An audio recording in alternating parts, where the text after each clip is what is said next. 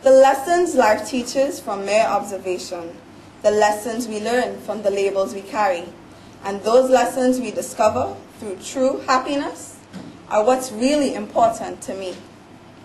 Good evening. My name is Alicia Belmar, and I will be delivering a speech entitled, Lessons to Remember, How to Know the Really Important Things in Life by Suter, a commencement address to the graduating class of the Robert Morris College class of 1996. Distinguished faculty, families, friends, and graduates, thank you for this honor and for making this day one of the highlights of my life. In a new edition of the book, Live and Learn and Pass It On, people ages 5 to 95 shared what they've discovered about life. Here are 2 of their observations. I've learned that to ignore the facts does not change the facts. And I've learned that a peacock today may be a feather duster tomorrow. All these lessons say something about handling change and holding on to what's important. Today, I want to talk about a few more lessons to remember. This first lesson comes from the medical field. There was a famous Austrian surgeon named Dr. Billroth who used to tell his students that a doctor needed 2 abilities, the freedom from nausea and the power of observation. Then, he demonstrates by dipping his finger into a bitterly foul liquid, licked it off, and asked each of the students to do the same. One by one, the students would taste the liquid without flinching. Then, with a grin, Dr. Billroth would say, "You have passed the first test, but not the second. For none of you noticed that while I dipped the first finger into the liquid, I licked the second." What labels do you wear today? Graduate, professional, alumni? Labels like these are informative. They identify a little bit of who we are.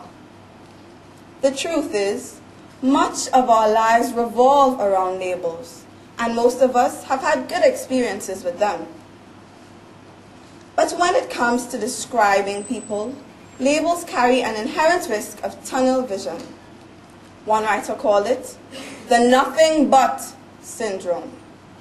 We are seen as nothing beyond what's defined by a job title or organization chart. I contracted polio when I was 2 years old. I don't remember it, but I do remember my parents telling me about the advice the doctor gave when it was time for me to leave the hospital. He told them, "Just put her in bed. She's going to be staying there for the rest of her life." I had a college counselor who advised me that going after more education might hurt me. He warned that it was hard enough for a woman with a disability to get married. A master's degree would only intimidate a man more. And I remember when I went after my first job as a secretary. The boss nearly didn't hire me because he was worried that I couldn't carry coffee to him every morning.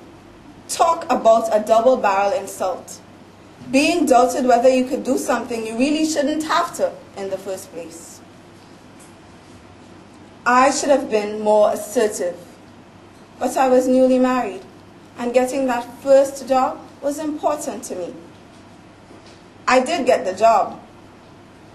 I'm embarrassed to admit that I actually practiced carrying the coffee every morning. And I never spilled coffee on the boss's lap, although the temptation was real. These were all well-meaning professionals who believed that they knew what was best for me. But my life would have been much different if their advice had been followed. There will be a time when you will be asked to make a tough decision that defines who you are, what you're committed to, and what you believe in.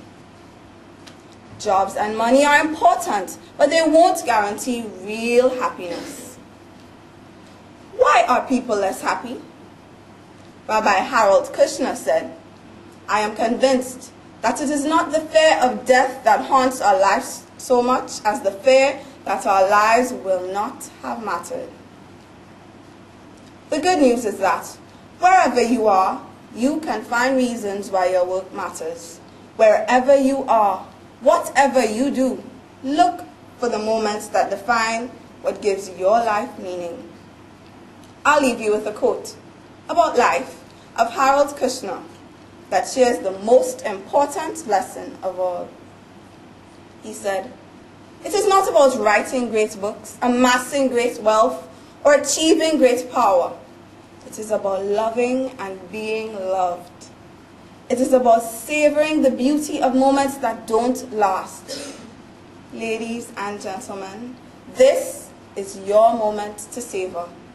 I hope that you will share those moments with the people you love. Congratulations and good luck. Thank you.